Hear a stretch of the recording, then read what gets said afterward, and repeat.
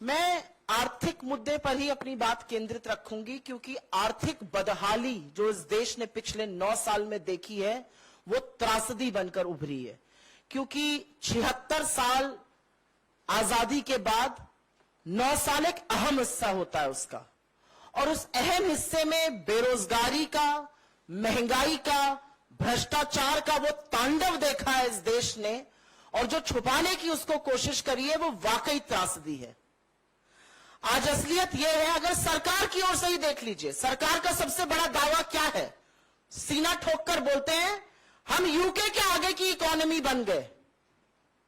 दावा यह है, असलियत क्या है? यूके की एवरेज परचेजिंग पावर कैपेसिटी जो है वो $50,000 है, हमारी $7,000 है। तो जब झूठ भी बोलते हैं तो इतना लंबा बोल जाते हैं कि अपने आप ही अपने बनाए हुए चक्रव्यूह में फंस जाते हैं। सीना ठोक करके एक अपना दावा और करते हैं 9 साल का। क्या कहते हैं? हमने 86 करोड़ लोगों को फ्री का राशन बांटा। हां, क्योंकि आप हमारे देश को इस कगार पर ले आए कि भूखमरी, बेरोजगारी और महंगाई के चलते आपको वो बांटना पड़ा। और अब लोगों की आंखें खुल रही हैं, क्योंकि गरीब देख रहा है कि आपने उसके साथ क्या क्या धोखा किया है। लेकिन अगर निष्पक्ष तरीके से एक बात देख ली जाए तो जिस प्रधानमंत्री ने 9 साल पहले आज के दिन प्रधानमंत्री बनने से पहले कहा था मैं 2 करोड़ रोजगार साल के दूंगा, अभी तक तो 19 करोड़ रोजगार बन जाने चाहिए थे, उस प्रधानमंत्री को 71,000 वो चिट्ठियां बांटनी पड़ती हैं जो डाकिया घर लेकर जाता था। कहां 19 करोड़ रोजगार बनाने थे और कहां 71,000 चिट्ठियां बांट रहे हैं। यह असलियत है इस सरकार की। इस सरकार की यह असलियत है कि कोरोना का एक भी केस आने से पहले इस देश की अर्थव्यवस्था 8.2% से गिरकर 4.1% पर हो गई थी और 45 साल की सबसे ज्यादा बेरोजगारी थी।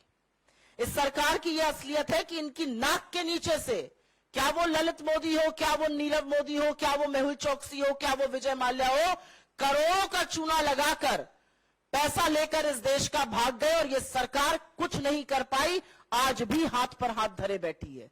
इस सरकार के भ्रष्टाचार का यह आलम है कि 11 लाख करोड़ बट्टे खाते में अमीर आदमियों के लिए डाल दिए गए, लेकिन किसानों के कर्जे माफी पर नाक भौं सिकोड़ने लगते हैं। इनकी असलियत यह है कि 23 करोड़ लोग इस देश में गरीबी की सीमा रेखा के नीचे चले गए, जिन 27 करोड़ लोगों को हमने ऊपर उबारा था 4 से 14 के बीच में। इस सरकार की यह असलियत है कि प्रधानमंत्री बनने से पहले मोदी जी क्या कहते थे? मित्रों, रुपए की साख और प्रधानमंत्री की साख प्रतिष्ठा एक बराबर है। जैसे जैसे रुपया गिरता है प्रधानमंत्री की साख गिरती है। 53 पर रुपया मिला था, आज 83 पर है। कहते हैं हम सबसे सस्ता तेल बुला रहे हैं, ले रहे हैं, खरीद रहे हैं रशिया से। तो महानुभाव, हमारा पेट्रोल और डीजल का दाम सस्ता क्यों नहीं हो रहा? आखिरी बार दाम सस्ता कब हुआ था, यह देश की जनता जानना चाहती है। इस सरकार ने पढ़ाई महंगी कर दी, आटा महंगा कर दिया, अस्पताल की बेड महंगी कर दी, रेलवे की यात्रा महंगी कर दी, और इसीलिए मैं कहती हूं कि बेरोजगारी और महंगाई और भ्रष्टाचार का जो तांडव इस देश ने देखा है वो वाकई में त्रासदी है। कर्नाटक ने एक संदेश दिया, और वो संदेश भाजपा ना पढ़ना चाहे तो हमारे लिए बहुत अच्छा है, लेकिन संदेश ये है और संदेश बड़ा है, और एक के बाद एक नए नए सर्वे आप लोगों के टीवी चैनल के माध्यम से अब सामने आ रहे हैं। इस देश के सामने मूलतः 3 समस्या है: बेरोजगारी, महंगाई और निरंकुश भ्रष्टाचार। अडानी पर एक शब्द नहीं बोलेंगे। बेरोजगारी की बात करो तो पकौड़ा तलने की हिदायत देंगे, पकौड़ा भी तल लेंगे साहब, लेकिन जो गैस का सिलेंडर 400 पे मिलता था उसको भी आपने 1200 कर दिया है। आटे पर भी आपने जीएसटी लगा दिया है, सरसों के तेल को 90 से 250 पहुंचा दिया है। और महंगाई की बात करो तो सरकार खड़े होकर कहती है हम तो जी लहसुन प्याज ही नहीं खाते। आप मत खाइए, लेकिन लोगों की थाली में प्रहार मत करिए। मेरा अपना मानना है इन सब बातों का जवाब मिलना जरूरी है, और 9 साल में बाकी जो जयराम जी ने आपको संस्थाओं के बारे में बताया, जो पवन जी ने आपको माफी की बात करी, बिल्कुल करना चाहिए।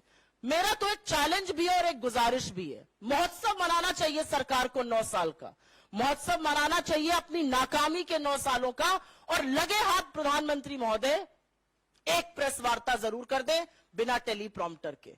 कुछ सवाल ले लें, कुछ सवाल लेकर एक प्रेस वार्ता कर दें तो हम चुप हो जाएंगे, लेकिन वो कर नहीं सकते क्योंकि प्रधानमंत्री सवालों के जवाब से भागते हैं और सवाल दिन ब दिन बढ़ते जा रहे हैं।